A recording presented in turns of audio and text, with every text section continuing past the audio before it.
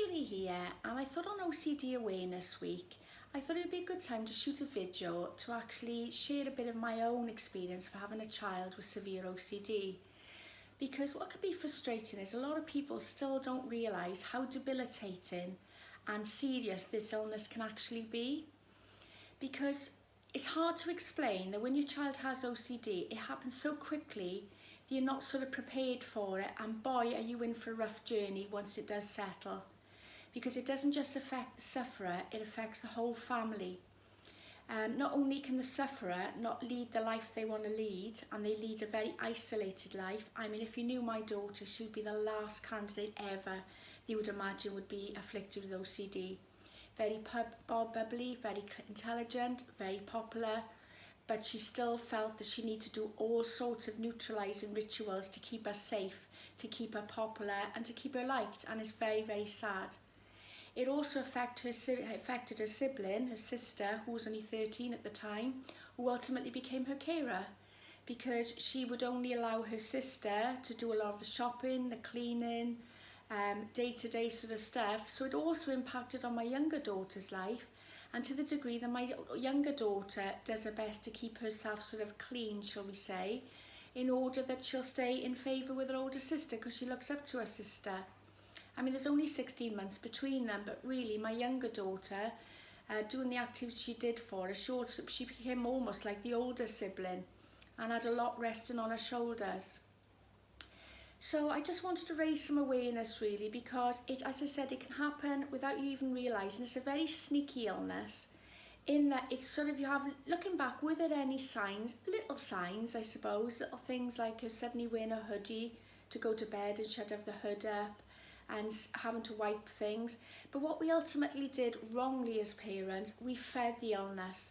Because I'm sure you'd agree with your child, you just want to keep them safe and you just want to keep them calm. And when you watch your daughter, who's normally bubbly and, you know, doesn't worry about things, suddenly becoming consumed with this fear that if she doesn't wipe herself down, or if she doesn't wipe down surfaces, there's something terrible is going to happen. Now, to lots of you probably can't relate to that, and you probably think, well, how crazy, I wouldn't give in to those demands.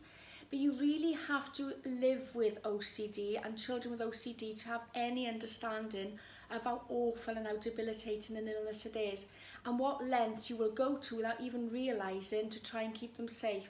Because what OCD does, now that I've got more experience of it, it recruits, and it will recruit everybody in its path, because everybody will do whatever they can to try and help that child with their meltdowns and things. But ultimately what you should do, safely obviously, and I would stress this because it's a very dangerous illness, and never ever push any sort of therapy or distraction techniques in a direction that could serve your child in harm's way, where it's just too overbearing for them and they might do something silly. So what I would say to what I have found one of the best techniques is distraction. Even when she's had the biggest meltdown in the world, what I've done is just quickly put her in the car, taken her for a ride to the coast with her Starbucks, and obviously there's other branded coffee out there, Starbucks is nearer to us, in her hand, and you'll be amazed the difference that's made. It's made a difference when she's had a meltdown in school and I've suddenly just had to leave all my shopping midway and just go and pick her up. Again, a quick ride to the coast, little coffee, probably the smell of the coffee beans, and just a calming effect, and it's done the trick. Alright, another one that works really well with OCD is a reward system. It doesn't have to be something huge. Generally, mind, the bigger the therapy session that she's doing, or the harder the therapy I should say that she's doing, obviously the bigger rewards work better.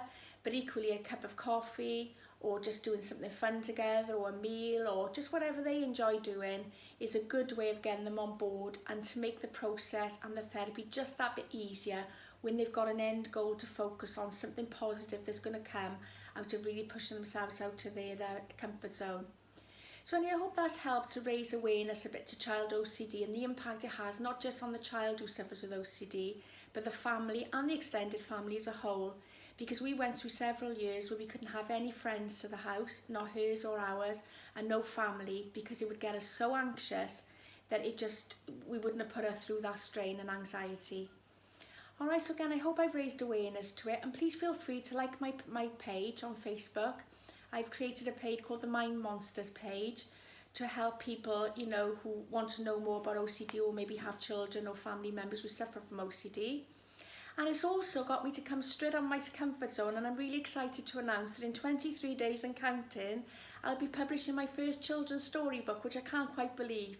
Because anybody that knows me would say I would be the last person possible you'd ever think would ever make a video like this and who would ever publish a book. But hey, I've done it. From bad things, good things can happen.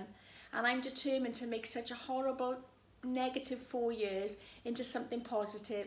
Because what I'm going to do is 50% of any income raised from the book, I'm going to donate to KIT, which is a division within CAMS, the Children and Adolescent Mental Health Services, who without them, our daughter wouldn't have even a chunk of the quality life that she has now. Because 4 years down the line, she's not fully cured, but she's 80% cured. And do you know what? There is no better feeling in the world. So the more books I can sell, the more money I can give to a cause that's very, very close to my heart. Because if I had had to fund this sort of therapy, I just wouldn't have been able to afford it. And I'm just so eternally grateful to them, in particular Sian and Dr. Menon, who works so closely with her. I'm eternally grateful. Alright, so if you'd like to pre-order my book as well, I will put a link at the bottom as well, and it's aimed at 5 to 8 year olds.